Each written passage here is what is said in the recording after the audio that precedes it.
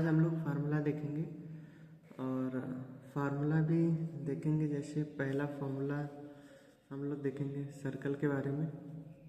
Circle क्या होता है? तो सर्कल क्या होता है,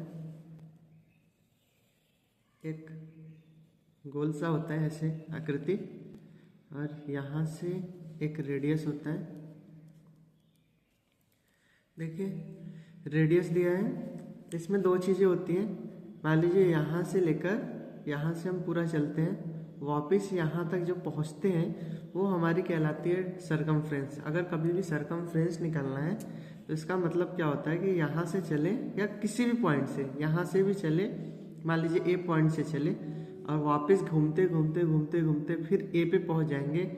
जितनी डिस्टेंस हमने कवर की वही हमारा क्या होता है, सरकमफ्रेंस। और एरिया क्या होता है? एरिया ये जो पूरा डिस्टेंस है, डिस्टेंस नहीं कहेंगे, ये जो पूरा एरिया है उसी को एरिया बोलते हैं। ठीक है, तो दो चीज़ें निकालनी होती हैं हम लोग को, एक तो सरकमफ्रेंस, एक क्या निकालना होता है, एरिया। फॉर्मूला देखते हैं। एरिया ऑफ सर्कल की बात की जाए, एरिया ऑफ सर्कल क्या होता है? तो एरिया ऑफ सर्कल जो होता है वो होता है पाई आर स्क्वायर। क्या होता है? पाई आर स्क्वायर। और सरकमफ्रेंस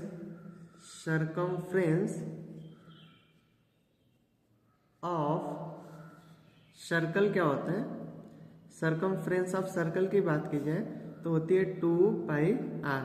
ठीक है, ये होता है सरकमफ्रेंस ऑफ सर्कल। सरकमफ्रेंस मैंने बताई है क्या होती है, और एरिया भी मैंने बताई है।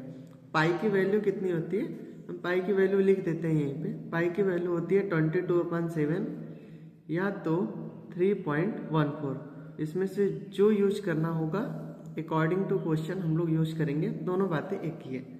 ठीक है, दूसरा फॉर्मूला देखते हैं। जैसे अब बात करते हैं हम लोग स्क्वायर की। स्क्वायर क्या होता है?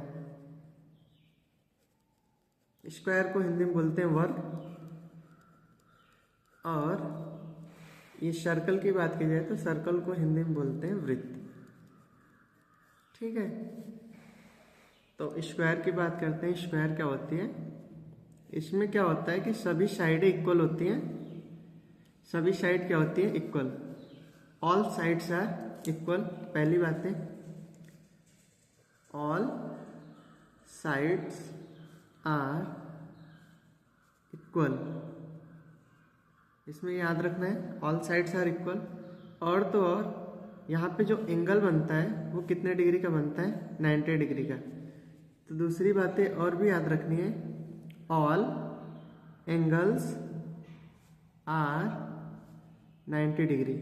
ऐसा मैं क्यों बोल रहा हूँ? क्योंकि एक रैम्बस भी होता है, उसमें भी रैम्बस में भी ऑल साइड्स इक्वल होते हैं। तो इन दोनों में फर्क तो होना चाहिए।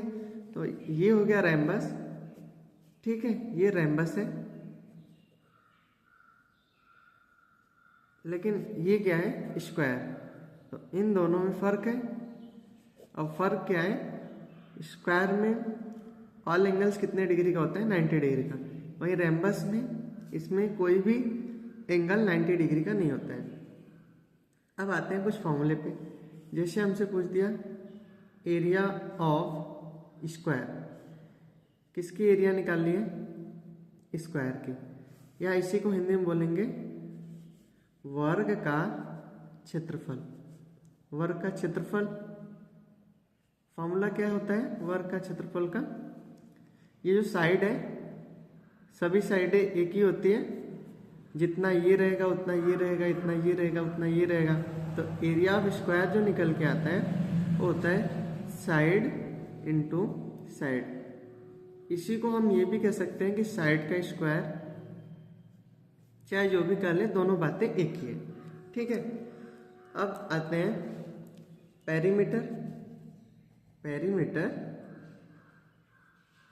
Perimeter of square. Perimeter of square क्या होता है? पेरीमीटर ऑफ स्क्वायर यहाँ से लेकर पूरी जो डिस्टेंस है उसी को क्या कहते हैं? पेरीमीटर। तो कितनी साइड है? एक साइड, दो साइड, चार, तीन साइड, चार साइड, तो 4 साइड है हमारी। तो पेरीमीटर ऑफ स्क्वायर क्या हो जाएगा? 4 इंटू साइड, 4 इंटू साइड। ये हो गए हमारे फॉर्मूले। हिंदी में इसको बोलते हैं वर्ग का परिमाप, वर्ग का परिमाप। ठीक है, अब चलते हैं रेक्टेंगल की तरफ। रेक्टेंगल क्या होता है, रेक्टेंगल को समझेंगे। रेक्टेंगल, देखिए रेक्टेंगल क्या होता है, रेक्टेंगल का फॉर्मूला। रेक्टेंगल होता क्या है पहले ये समझिए। इसमें क्या होता है, एसिड डायग्राम होती है पहली बात। कैसे पता करेंगे कि ये क्या है, रेक्टेंगल है। ये हो गई हमारी लेंथ और ये हो गई हमारी ब्रीथ। तो पता कैसे करेंगे, इसमें अपोजिट, पहली बात होती है कि opposite sides are equal. Opposite sides are equal. जो अपोजिट साइड होगी, ये वाली, इसके अपोजिट क्या है, ये, ठीक है, इसके अपोजिट क्या है, ये, तो ये इसके इक्वल होगा। इसका मतलब जितना लंबाई ये इतना लंबा है, उतना ही लंबा ये होगा, और जितना चौड़ा ये है उतना ही चौड़ा ये होगा। ये हो गई हमारी ब्रीथ। ठीक है, तो अपोजिट साइड्स आर इक्वल। लेकिन इतने से कंफर्म नहीं होता है कि ये रेक्टेंगल है, क्योंकि रेक्टेंगल जैसा ही एक होता है पैरेललोग्राम, इसमें भी अपोजिट साइड्स इक्वल होते हैं। एक पैरेललोग्राम होता है, पैरेललोग्राम, इसमें भी अपोजिट साइड इक्वल होते हैं। तो इन दोनों में कुछ तो फर्क होना चाहिए। तो इसमें एक चीज और होती है कि इसमें भी ऑल एंगल्स 90 डिग्री के होते हैं। तो दूसरी बात भी याद रखनी है, ऑल एंगल्स आर 90 डिग्री। ठीक है, और एक एक के बारे में डिस्क्राइब करना होगा तो बाद में वीडियो बनाएंगे डायगोनल के बारे में। अभी फिलहाल इतने से ही काम चलाते हैं। अब चलते हैं फॉर्मूले की तरफ। Area of rectangle. Area of rectangle क्या होता है, area of rectangle length into breadth से निकलता है। इसको हिंदी में बोलेंगे आयत का क्षेत्रफल। तो ये हो गया हमारा फॉर्मूला किसका, एरिया का। ऐसे ही पेरीमीटर भी निकाली जाती है। पेरीमीटर का फॉर्मूला क्या होता है, पेरीमीटर ऑफ रेक्टेंगल।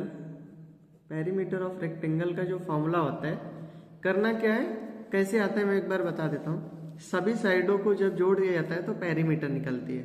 अगर मुझे जोड़ना हो ये यल दोनों कितना हो जाएगा 2l, और ये ब्रीथ दोनों जोड़ेंगे कितना हो जाएगा 2 ब्रीथ। इन दोनों में से अगर 2 कॉमन ले ले तो लेंथ प्लस ब्रीथ आती है।